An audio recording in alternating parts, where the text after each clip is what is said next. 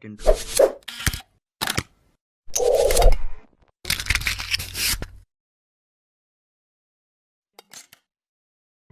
Hi guys, welcome back to 40th part of the Arduino tutorials and also the second video on the keypad module. In my previous video, we have already seen how to read the user input from the keypad and print on the serial monitor. So extending that, in today's video we'll be adding an LCD module and try to print the key pressed on the LCD screen. So before continuing this video, make sure you watch our previous videos on the LCD basics and also Arduino keypad basics. I'll provide both the links in the description box. The components required for this tutorial are Arduino board, keypad module, LCD module, and one thing, while buying LCD, make sure you have this I2C interface which makes your connection and code easier, and some jumper wires.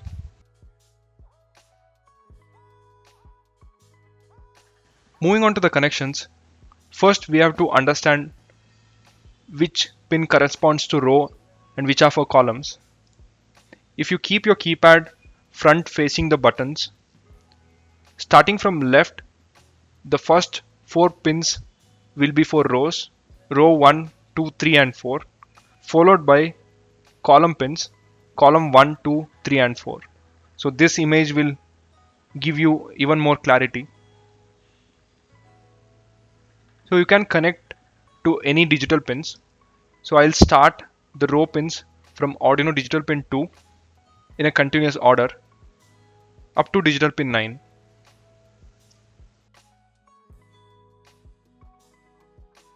From the LCD module, the VCC and ground goes to Arduino 5V and ground.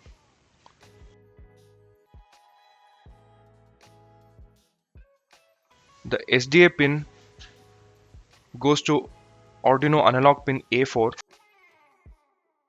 and SCL goes to Arduino analog pin A5. That's all the connections. I have also provided this circuit link in the description box. Moving on to the code. As I told before, I'll be using the previous tutorial keypad basic code as the base. So in this particular code, we are just reading the key from the keypad and printing it on the serial monitor. So I'll just show it quickly. So on the serial monitor, it just prints the key which is pressed. So if you want to understand the complete line by line code, you can refer to my previous tutorial. So we'll just add the additional things required for the LCD in the same code.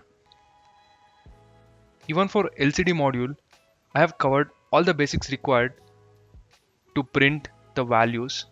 So for that also, you can refer to this particular tutorial. So already I have opened that code. I'll be using some code lines directly from there. First we have some header file inclusions required for LCD module. I'll just add it here in the declaration. So along with keypad.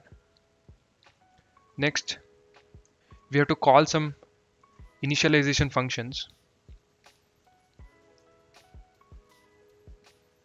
In the setup function, we have some more begin functions to be called. So that I'm copying from here.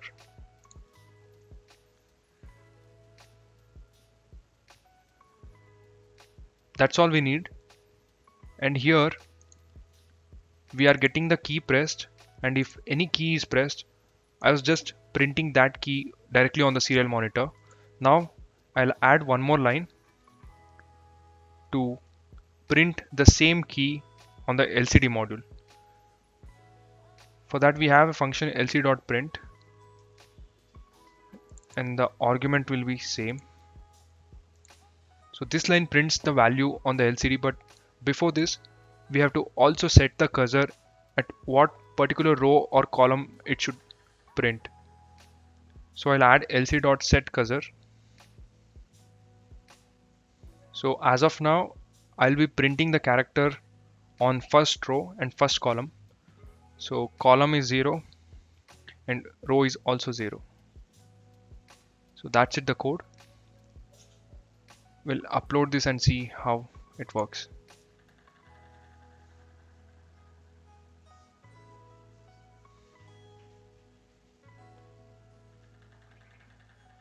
Yeah.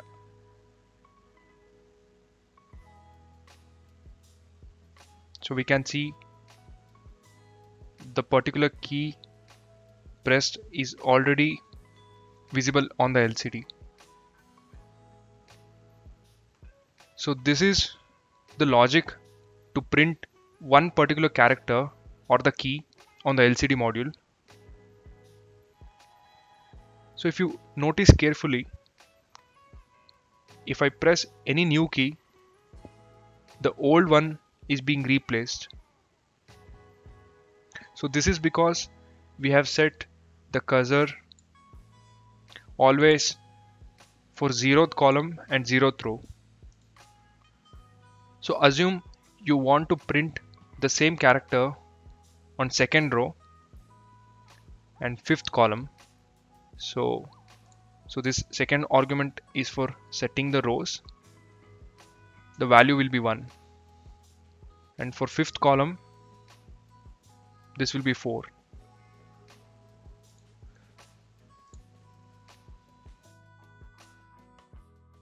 Yeah, now the same behavior, but we can see the keys on 2nd row and 5th column. So this is how you can change this position, cursor values, and get the key on the LCD. So this is the first part. So now we have one more task. Consider for your project, you need to input characters one by one, which should follow one after the other. In that case, we have to add some logic here to monitor the number of key pressed. For the same purpose, we need one more variable, which I'll declare it in the declaration section with int data type. Int, I'll keep it as I and initialize the value with 0.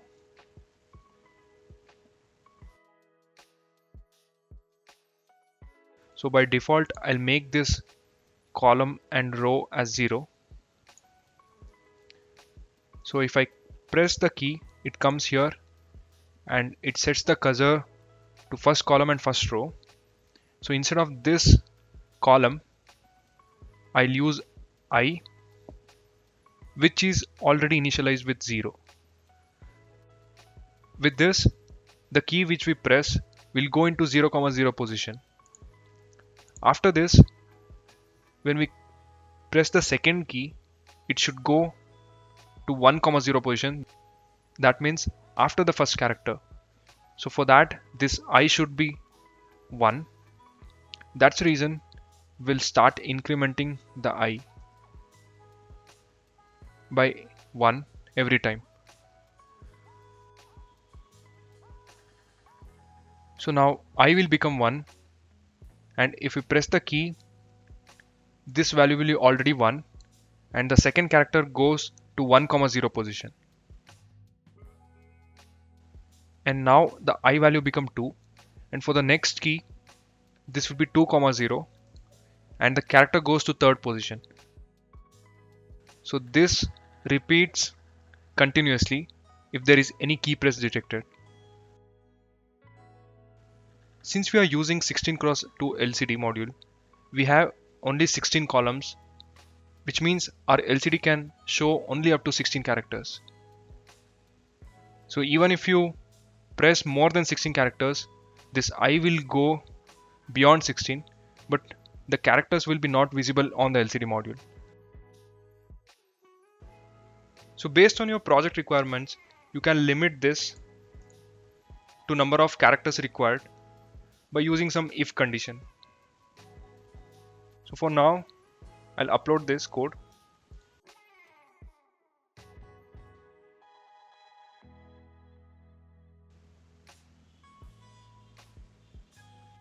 So the first character, second, third, so it's continuing one after the other.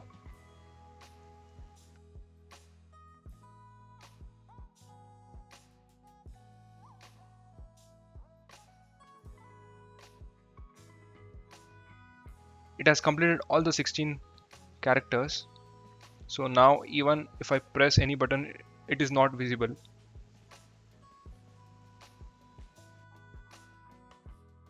So this is how you can print the characters one by one on the LCD using keypad. That's all for this video, guys.